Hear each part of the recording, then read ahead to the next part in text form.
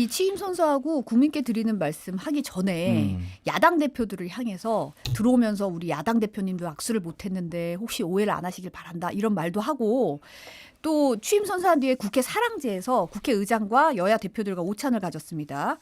대통령에 대해서 처음 밥 먹은 사람이 누구냐 했을 때 야당 대표라는 의미를 좀 담은 것 같고 메뉴도 통합의 의미를 담아서 비빔밥 각 뭐 지역 특산물이 골고루 사용된 비빔밥으로 준비를 했다고 하고 보니까 오늘 넥타이 색깔이 선거운동 기간에는 파란색을 민주당색이죠. 파란색을 맸는데 여러 색깔이 섞인 넥타이를 매가지고 여기에도 이제 통합의 뜻을 담았다 이런 의미를 좀 담았더라고요. 색깔이 섞인 넥타이를 뭐 한번 이렇게 두 차례 교체를 하면서 예. 어떻게 보셨어요? 예, 뭐 현충원 갈 때의 넥타이 다르고 뭐 다르고 계속 이제 코디에 신경 쓴 거죠. 사실 이거의 원조는 이제 2017년 문재인 대통령 탁현민 비서관이 이런 행사 기획 그리고 이제 컨셉 잡고 의미 부여하고 이런 거 굉장히 잘했거든요.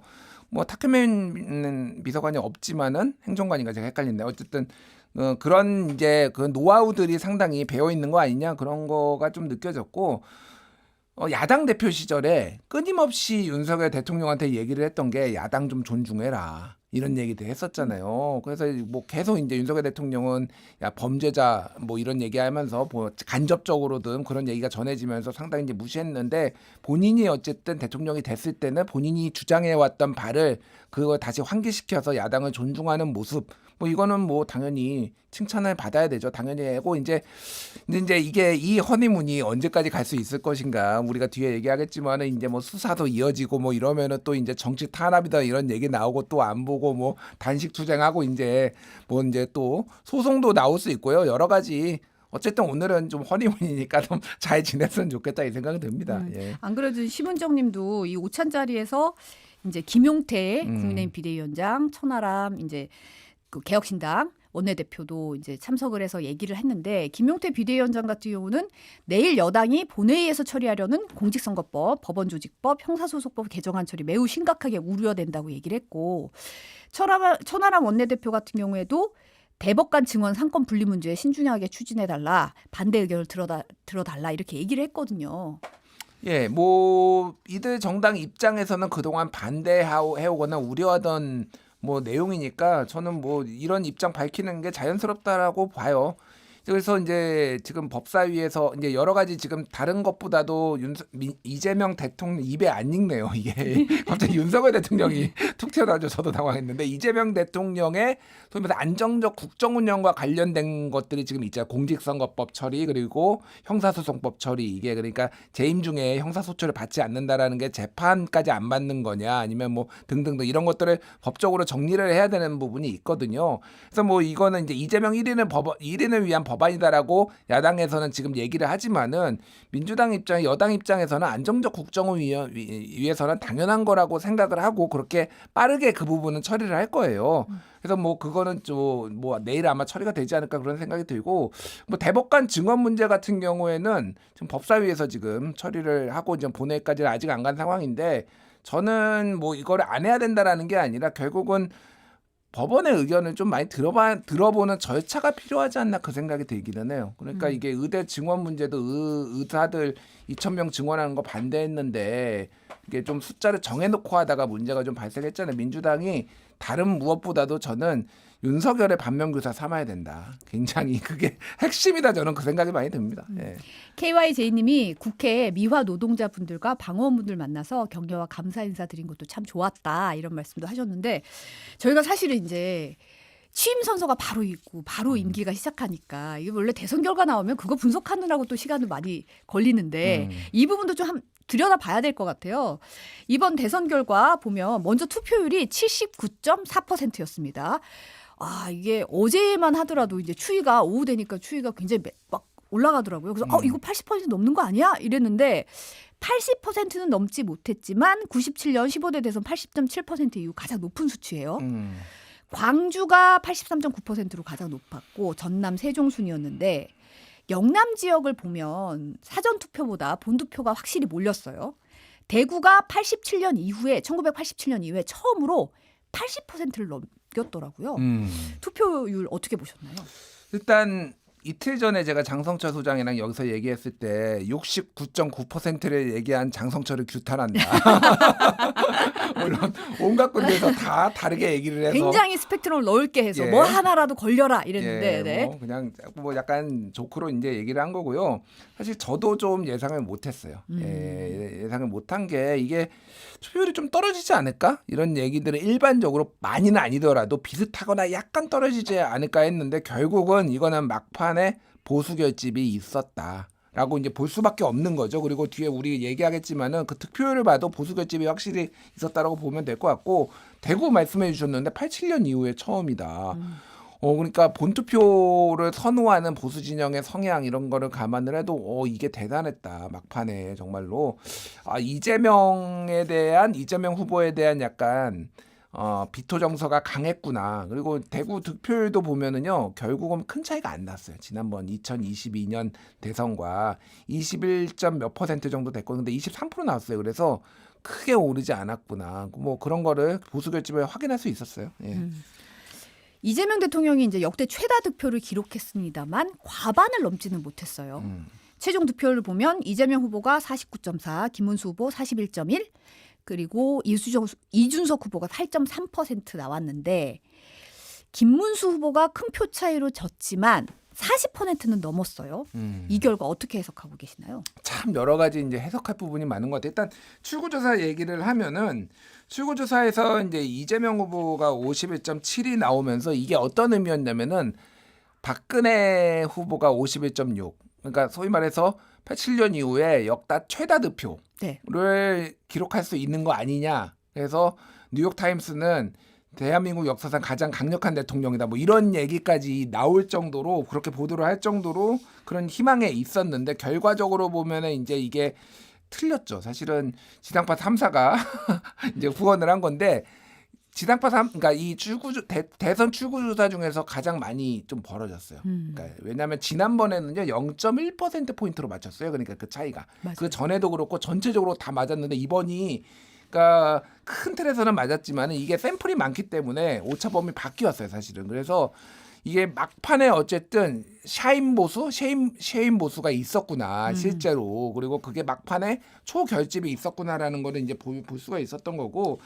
제가 이제 눈여겨봤던 거는 요 bu분입니다. 그러니까 이재명 후보가 지난번에 47.83, 이번에 49.42 이렇게 됐거든요. 네.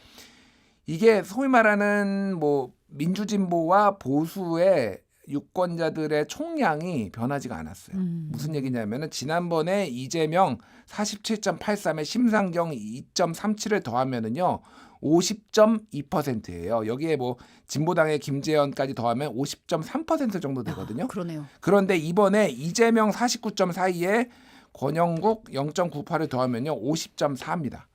50.3, 50.4 그냥 같은 득표율을 기록을 했다. 그러니까 이게 그런 느낌이에요. 그러니까 막 고민 이슈도 많고 뭐 내란도 일어나고 막 이렇게 하지만은 관습적으로 우리가 찍던 내가 보수의 유권자면은 찍던 내 진영의 큰 틀에서의 진영을 벗어나지 않았다. 그러니까 이게 만약에 양자구도였으면은요 조금 달라졌을 수도 있겠는데 보수에 이준석이라는 사람이 있으니 그럼 내가 내란에는 찬성하지 않지만은 민주당까지는 못 넘어가겠고 그러면 차라리 이준석이나 찍어야 되겠다. 예를 들면 이런 식의 이제 큰 틀에서의 진보 보수의 큰 덩어리는 변하지가 않았다. 이거를 확인한 것 같아서 야 이게 정당 그러니까 양극화가 정치 양극화가 더 고착화되고 있구나. 예전에 비해서 그런 생각이 좀 들었어요. 네. 지금 보면 대선 풍향계로 알려진 충북은 이번에 이재명 대통령 손을 들어주면서 승리 공식을 이어갔고 보수 성향이 강한 부산 쪽에서는 사상 처음으로 40%를 넘겼더라고요. 예. 이것도 좀 의미를 어떻게 보세요?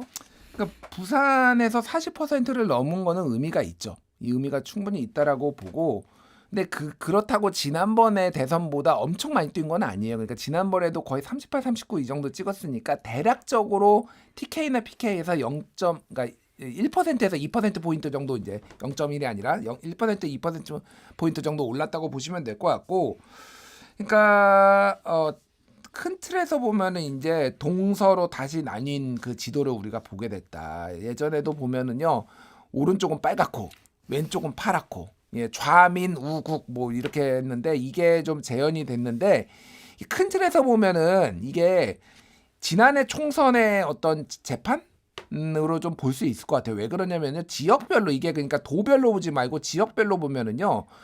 2022년 대선에서는 윤석열 후보가 서울에서 큰 틀에서 보면 5%포인트를 이재명 후보한테 앞섰고 그렇기 때문에 이게 대선에서의 승리에 결정적이었거든요.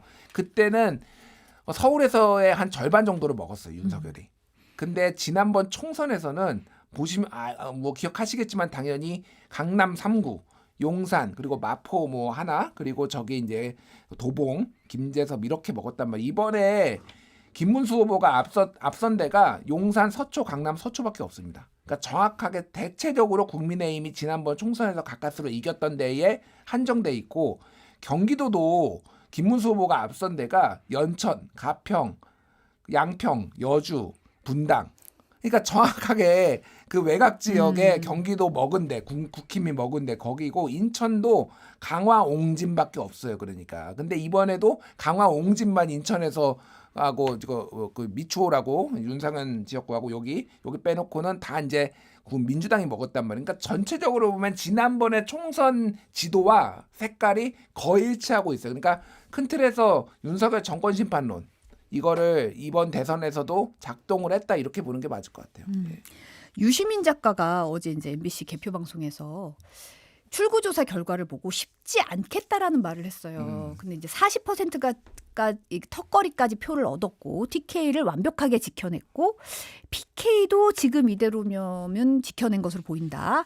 그런 국민의힘이 한번 해볼 만하다고 생각해서 어마어마한 저항을 할 것 같다라고 이제 해석을 했더라고요. 예, 뭐 그러니까 제가 분석한 거 이거를 뭐 유시민 작가 정도 되는 고수가 못 받겠습니까? 그러니까 다 정확하게 읽은 거예요. 그러니까 이게 내란이 일어나도 사람들이 관습적으로 이렇게 투표를 하고 40%가 김문수 후보가 40%가 넘는 거니까 김문수 후보가 이제 뭐 막판에 주목도 받고 그랬지만 사실은 장 외에 오래 계셨던 분이잖아요. 그러니까 경기도지사도 하고 의원도 3선도 했지만은 그런데 이런 경쟁력이 상대적으로 떨어지는 주목도가 떨어지는 후보가 와도 40% 넘는 거나 소위 말해서 좀 뭐 쉬운 말로 하면은 막대기를 꽂아도 40%는 나오는구나 이런 느낌을 이제 받으신 거겠죠. 그래서 쉽지 않겠다라는 거는 이제 이거를 바탕으로 해가지고 강력하게 이제 저항을 할 것이다라는 얘기를 한 건데, 그러니까 우리 뒤에 얘기하겠지만 이게 정말로 국힘에 좋은 것인가?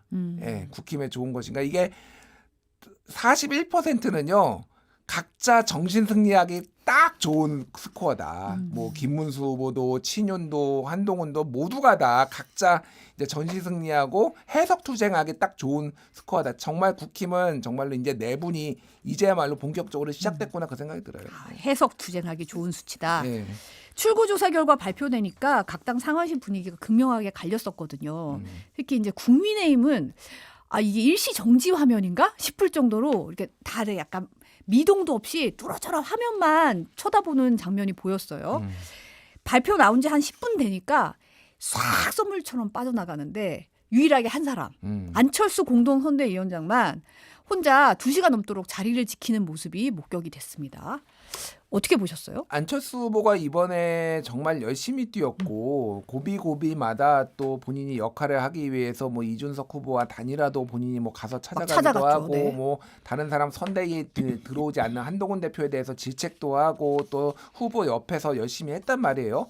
그러니까 이 정당에서 착근하기 위해서 무던히 이제 애를 쓰고 있다라는 생각을 받았어요. 그래서 차기에 잘하면은 친윤들과 당 주류와 안철수가 손을 잡을 가능성도 있겠구나. 저는 그런 생각이 들으니까 이게 뭐가 됐든 지금 당권 경쟁이 있을지 없을지 모르겠는데 뭐 큰 길에서 보면은 큰 틀에서 보면은 친윤들은 당 주류 세력 소위 말하는 뭐 그게 친윤이 됐든 뭐가 됐든 이들은 내세울 간판은 없어요. 숫자는 많은데. 그럼 누가 됐든 이게 머리가 있어야 되는데 안철수 후보가 그거를 노리고 좀 열심히 한 거 아니냐. 뭐 여러 가지 이유가 있겠죠. 당연히 본인의 진정성도 있을 텐데 뭐 앞으로 좀 지켜보면은 흥미로울 것 같습니다. 예. 근데 참 덩그러니 혼자 앉아 있는 모습이 예전에 탄핵 투표를 또 떠올리기도 하고 참 그 장면이 딱 와 있더라고요. 근데 국민의힘 김문수 후보가 오늘 새벽 1시 반에 대선 패배를 수용했습니다. 승복선언 잠시 영상으로 보시죠. 예, 존경하는 국민 여러분, 국민의 선택을 겸허하게 받아들이겠습니다. 당선되신 이재명 후보님 축하드립니다. 그동안 저에게 보내주신 국민 여러분의 뜨거운 성원을 잊지 않겠습니다. 저를 선출하셔서 함께 뛰어주신 당원 동지 여러분들의 헌신에 감사드립니다.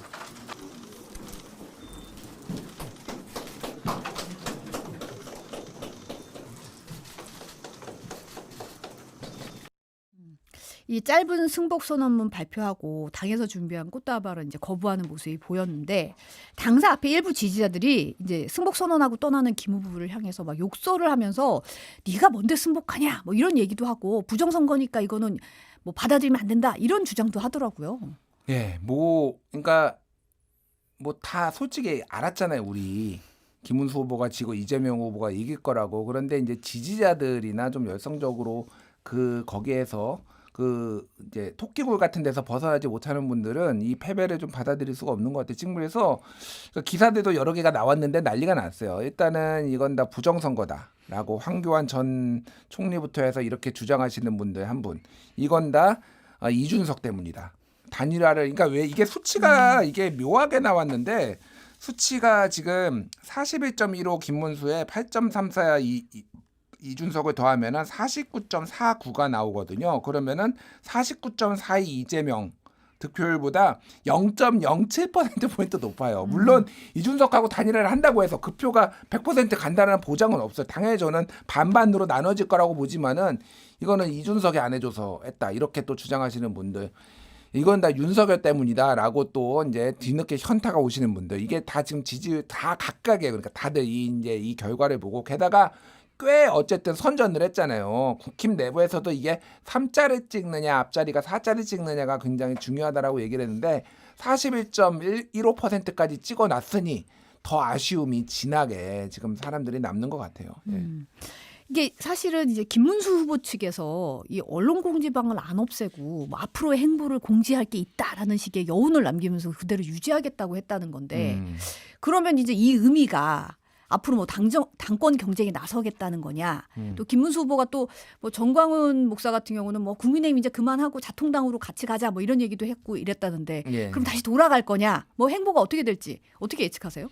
당장 돌아가지는 않겠죠. 정 갈 데가 없으면 돌아갈 건데 예전에도 그랬어요. 그러니까 2012년에 박근혜 후보랑 김문수 후보랑 경쟁 대선 당내 경선을 했었어요. 그때 잘 기억을 못 하시는 분들이 많은데 그 이후에 이제 여러 당에서 배척당하고 그러면서 이제 간 거거든요. 지금은 당에서의 어떤 본인을 중심으로 한 이런 조직들도 있었고 그게 오래 가동되지는 않겠지만은 주목도 많이 받은 상황이기 때문에 이건 그냥 당권 경쟁하겠다. 그리고 이 김문수 후보 중심 그 주변에는요.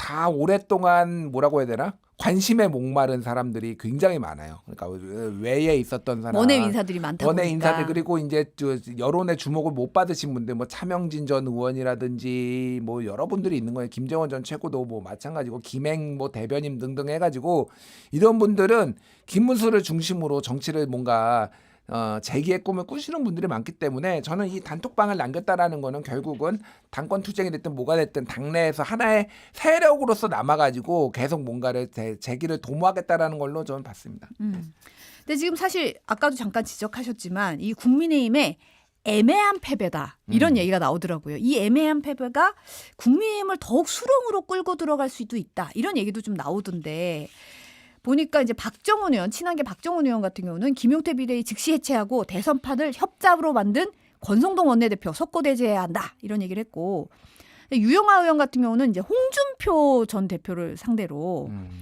그 제발 관심 끄고 하와이에서 좋아하는 골프에 집중해라. 대구에 발붙일 생각 꿈도 꾸지 말고 잊혀지시라. 뭐 이런 얘기를 했거든요. 이게 결과적으로 이제 권성동 원내대표, 김용태 비대위원장 한 사람만 나갈지 둘 다 나갈지 이제 시나리오가 막 나오잖아요. 네. 어떻게 보세요? 의총하면은 결론이 곧 나겠죠. 예. 근데 이제 뭐 얘기가 나오는 거는 권성동 원내대표가 올해 말까지가 임기인데 지금 워낙 이제 책임론이 비등한 상황이에요. 그러다 보니까 이제 물러날 수가 있겠느냐. 이게 비대위원장을 선출하는 거는 보통 원내대표가 하거든요. 네. 그러니까 당대표 권한대행이 원내대표가 되고 원내대표가 사실상 지명을 하면은 의총에서는 거의 박수로 통과되는 이런 분위기였단 말이에요. 그런데 지금 권성동 원내대표가 책임을 다 져서 두 사람이 다 나가면은 지도부를 어떻게 꾸리느냐 뭐 이런 얘기를 들어서 권성동이 물러나고 김용태가 남든 김용태가 물러나고 권성동이 남든 이런 식으로 되지 않을까 그런 생각이 들고 지금 차기 당대표 문제는 되게 좀 복잡한 것 같아요. 그러니까 왜 복잡하냐면은 실제 여러 명들이 간을 보고 있다. 이게 왜 그러냐면요. 당장 내년에 6월에 이제 지방선거가 있단 말이에요. 근데 지금 이제 전당대회를 만약에 제대로 치르면은요, 8월 이후 9월 뭐 이때쯤에 취임을 하게 돼요. 그러면은 이게 지방선거까지 한 9개월, 10개월밖에 임기를 못 하는데 매우 높은 확률로 지방선거도 질 확률이 높아요. 그거는 이제 역대 통계가 보여주는 거죠. 대선에서 2017년 대선에 2018년 지방선거 때 국민의힘, 그러니까 자유한국당이 역대급 참패를 당했고요. 뭐 지난번 대선도 마찬가지죠. 2022년 대선에서 그때 3개월 뒤에 지방선거 했는데 민주당이 패배했거든요. 큰 차이로. 그러니까 이거는 당대표를 2년 임기인데 1년도 못 채우고 나갈 가능성이 높아요. 오히려 그 책임을 지고. 그러니까 한동훈 대표 제가 전에 듣기로도 한동훈 대표 측근들이 이번에 만약에 전당대회가 있을지 없을지도 모르지만 있더라도 이게 나가는 게 맞느냐 아니냐 이런 얘기가 지금 서로 좀 경론이 벌어지고 있다 이런 거라서 이게 좀 비대위가 애매하게 한 새신형 뭐 혁신형 비대위라는 이름으로 한 1년 가까이 될 수도 있겠다 지금 국힘이 뭐 그런 상황인 것 같아요. 예. 전당대회가 있을지 없을지도 관전 포인트인 것 같긴 해요.